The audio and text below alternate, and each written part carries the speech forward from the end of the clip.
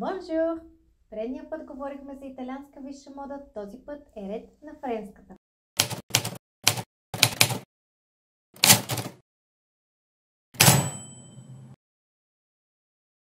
Здравей, Валю! Отново, радвам се да те видя. Здрасти отново и аз много се радвам. Както винаги, много красиво се облечена. Благодаря. Ти също много стилно. Благодаря. Момчета, взимайте пример. И от нея също дами. Добре, днес сме на френска земя. Така си представяме, както казват, винаги е подходящо време за Париж. О, да. И ще си говорим за френска висша мода. Нали така? Да. Добре. Да започнем с нейната история. Какво може да ни споделиш нещо интересно, нещо, което не сме чували преди? В интерес на истината, френската мода е много специфична от всички други моди. Защо ли? Освен че се започва, както споменах и в италианската серия от Кралството, тук е целенасочено направено.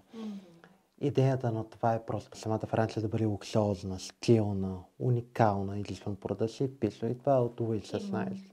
Точно така, наистина е, когато помислим за Франция, винаги се сещаме именно за лукс, за красота, за стилни жени и мъже, които изглеждат страхотно абсолютно винаги. И винаги изглеждат се едно не са положили абсолютно никакво усилие за това. Може би защото наистина датират от 1670 години, когато наистина въвеждат висшата мода. И също така, нещо, което и ти спомена за Франция, че е толкова уникална, аз го намирам в това, че разбрах. Докато си мислех за това видео, разглеждах и се оказа, че първото модно списание всъщност излиза във Франция. Точно така, правилно се е разбрала. Да. И всъщност там от тогава, от 1672 година насам, всъщност Франция наистина е талон за мода, красота и нещо, което наистина да поддържаваме, да изглеждаме добре. Каква е френската мода тогава? Всички говорят Франция, нали, Fashion Week в Париж и така нататък. Каква е френската мода? Френската мода виша е с така наречените сгънки, които са много популярни. Много е сходно и на великобританската мода, но френската е малко по-пишна, малко по-голяма. Но гънките на ръкавите, така наречените балонки, по-разговорно казано, това е един акцент. Другия акцент, който е типично както се облече на ти, както и аз за мъжете, но просто във висшата мода това изглежда по-пишно. Но ние сме малко по-класически ежедневен стил в момента облечени. Тъй, че уникалното е във всяка една сгънка във френската мода, нали, типично класическата.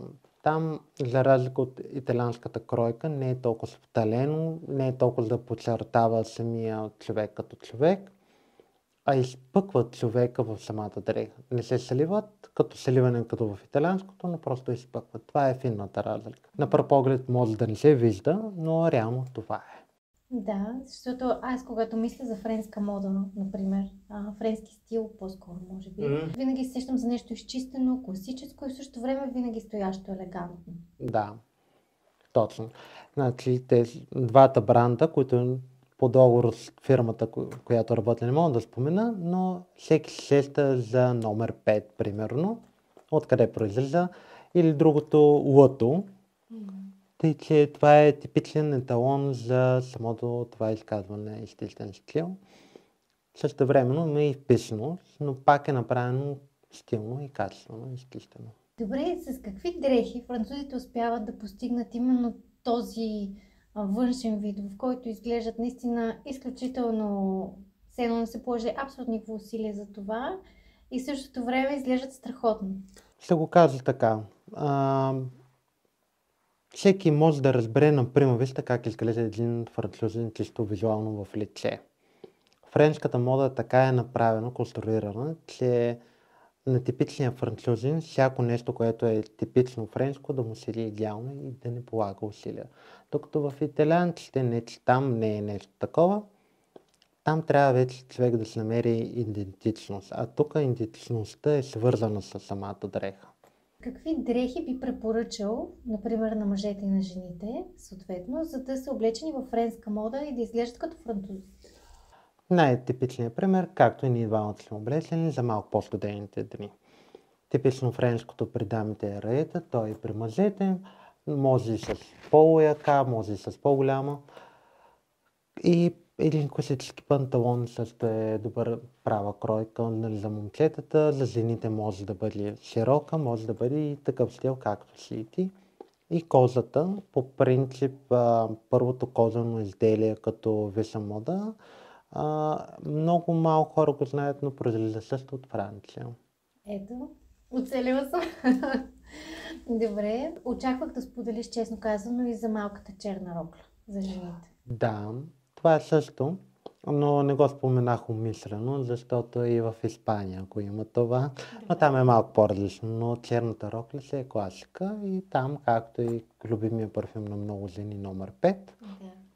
също го има като нотка показване на висшата френска мода. За да изглеждаме като французи, какво ни трябва? Бяло, тъмно Бяло, синьоре синьоре, черно. И това е достатъчно.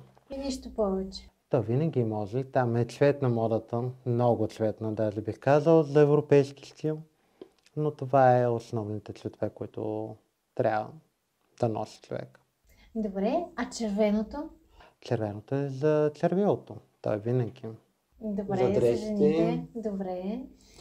Червеното при мъжете, между другото, пак може да се използва, но е малко по, как да казвам, не е типичното червено, а бордо повече. Добре. Аксесуари? В френската мода типично ли е да има аксесуари като нещо интересно, като обувки, чанти или за мъжете, примерно, някакви... То чанти, малки, чантички и така нататък, по-пред са повече за италианската, но аксесуарите при жените, чанта на първо място, няма значение. Каква при мъжете? Бизута. Нали, основно гривни, часовници.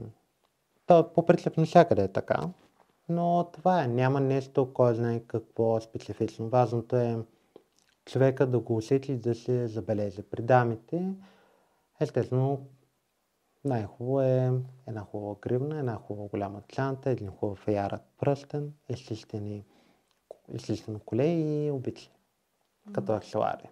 Добре, чудесно. Благодаря ти. Нямам защо, за мен е удоволствие. Благодаря ви, че останахте с нас до края. Надявам се да ви е било полезно и интересно.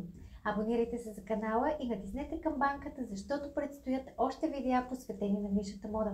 А за още модно вдъхновение можете да погледнете блога на Валентин Стоянов. Чао и до скоро!